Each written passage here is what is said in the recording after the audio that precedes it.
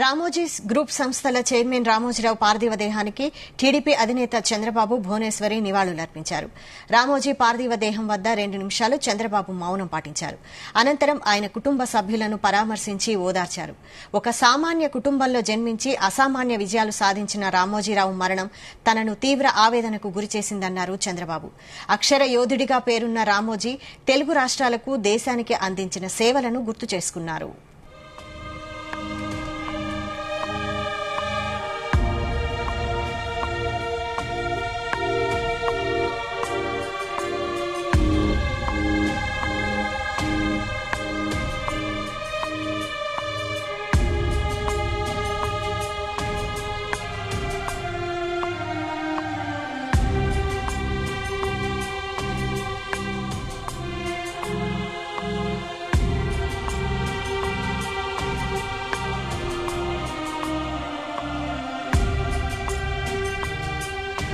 Purpose కోసం పుట్టిన వ్యక్తి ఈరోజు చనిపోవడం జీర్ణించుకోలేకపోతున్నాం.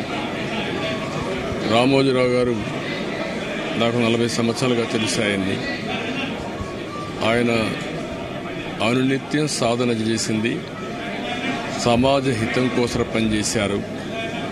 ఈ తెలుగు జాతి కోసం పనిచేశారు.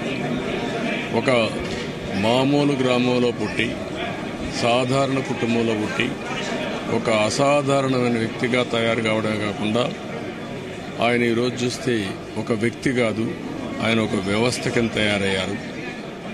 ఆ రోజు ప్రారంభించింది మనం ఒకసారి చూస్తే మార్గదర్శితో ప్రారంభించి మార్గదర్శి అయిన తర్వాత ఈనాడు ప్రారంభించి అదే మాదిరిగా ప్రజా చైతన్యాన్ని మనం చూస్తే ఈరోజు రాష్ట్రంలో ఏ ఇంట్లో కూడా నిద్ర లేస్తానే ఈనాడు చదివితే తప్ప బయట వచ్చే పరిస్థితి ఉండదు. అంటే ఆ విధంగా ప్రజల్ని చైతన్యవంతులు చేయడానికి కానీ విజ్ఞానవంతులు చేయడానికి కానీ అనునిత్యం సాధన చేశాడు. ఆయన ఏ పని చేసినా కూడా నేను మొదటి నుంచి కూడా చూశాను. 40 ఏళ్లుగా నేను ఆయనతో కలిసి ఉన్నప్పటికి కూడా ఆయన పరిచయం ఉన్నప్పటికి కూడా ఏ రోజు కూడా ఆయన ఒకటే చెప్పేవాడు, మీరు ఏమి చెప్పినా నేను మాత్రం ధర్మం ప్రకారమే పనిచేస్తాను, విధి నిర్వహిస్తాను తప్ప నేను ఎల్లప్పుడూ ప్రజాపక్షానే ఉంటానని చెప్పి స్పష్టంగా చెప్పిన వ్యక్తి రామోజీరావు గారు. అంతేకాకుండా నిన్న చనిపోయే వరకు ఆయనకు ఒకటే కోరిక, నా కోరిక అంతా కూడా నేను అనునిత్యం పనిచేసి పని చేస్తూ పనిలో చనిపోగలిగితే అది నాకు ఆనందంగా ఉంటుంది. అంతేకాదు ఎన్నికలు వచ్చినా కూడా ఆయన ధర్మాన్ని ఆయన నిర్వహించాడు. ఆయన ఎప్పుడు కూడా ధర్మం సైడే ఉన్నాడు, అదేవిధంగా పనిచేశారు.